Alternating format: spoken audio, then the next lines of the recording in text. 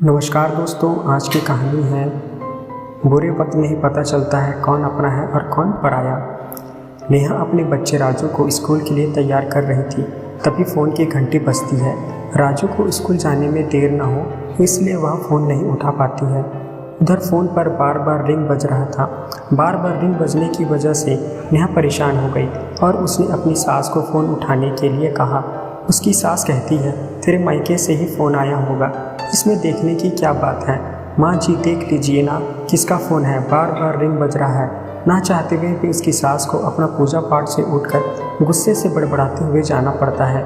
जैसे ही वह फ़ोन उठाती है उसका गुस्सा और बढ़ जाता है, क्योंकि वह जिसके नाम से चिढ़ती थी फ़ोन उसी का था, रमा। जब रमा ने नेहा के बारे में पूछा तो उसकी सास ने यह कहकर फ़ोन रख दिया कि नेहा घर पर नहीं है, वह राजू को स्कूल छोड़ने के लिए गई है। वह पहले नेहा के घर किराए से रहते थे और जब उनके पति का ट्रांसफ़र हुआ तब वह दूसरी जगह शिफ्ट हो गए। रमा और नेहा की अच्छी बनती थी। नेहा की सास रमा को पसंद नहीं करती थी। वह हर समय रमा को अपने से नीचा होने का एहसास दिलाती। जब नेहा पेट से थी तब रमा ही नेहा की देखभाल करती, यहाँ तक कि कभी कभी वह उसके घर के लिए खाना भी वही बनाती।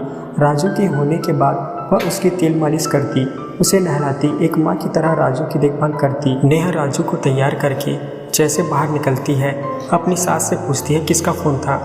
उसकी सास बिना कुछ कहे ही मुंह बनाकर वहाँ से चली जाती है। नेहा जब फ़ोन को चेक करती है तो पता चलता है कि फ़ोन रमा ने किया था। अब वह रमा को कॉल करती है। नेहा, हेलो रमा, कैसी हो, बड़े दिनों बाद याद किया। रमा इससे पहले कि कुछ बोल पाती वह फफक कर रो पड़ी। उसका रोना देखकर नेहा घबरा गई, समझ ही नहीं आया कि क्या बात हो गई। रमा रोते हुए बोली, मेरे पति का एक्सीडेंट हो गया है, वह हॉस्पिटल में है, डॉक्टर कह रहे हैं जल्दी ऑपरेशन करना पड़ेगा, नहीं तो संक्रमण पूरे शरीर में फैल जाएगा, लेकिन ऑपरेशन के लिए 3 लाख लगेंगे। मैं इतने सारे पैसे कहाँ से लाऊंगी, वह भी इतनी जल्दी। नेहा, तुम पैसों की चिंता मत करो, अभी राजू के पापा घर आते ही होंगे, मैं उन्हें तुरंत पैसों के बंदोबस्त करने के लिए बोलती हूँ, तुम बस अपना ख्याल रखना, सब ठीक हो जाएगा। इतना कहकर वह फ़ोन रख देती है। जैसे ही राजू के पिता नरेंद्र घर पहुँचते हैं नेहा रमा की सारी बात बताती है। इतने में नेहा की सास कहती है, कोई ज़रूरत नहीं है इतना सारा पैसा देने के लिए। नरेंद्र, अगर तुमने पैसा दे भी दिया तो रमा इतना सारा पैसा कहाँ से वापस कर पाएगी, तुम लोगों ने कभी सोचा?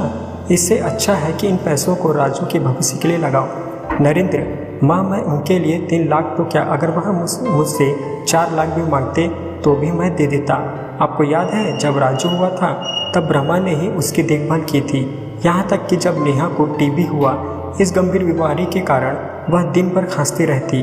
डॉक्टर ने उसे आराम करने के लिए कहा था और परिवार के लोगों से दूरी बनाने के लिए, क्योंकि यह बीमारी फैलती है।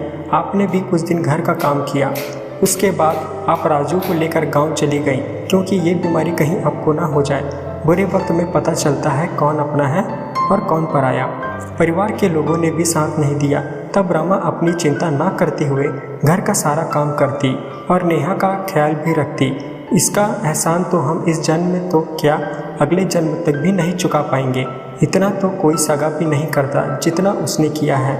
बुरे वक्त में उसने हमारा बहुत साथ दिया और आप चाहती हैं कि उसके बुरे वक्त में हम उसका साथ ना दें। इतना सुनते ही नरेंद्र की माँ शांत हो गई। वह जानती थी कि कहीं ना कहीं नरेंद्र की बातों में सच्चाई है।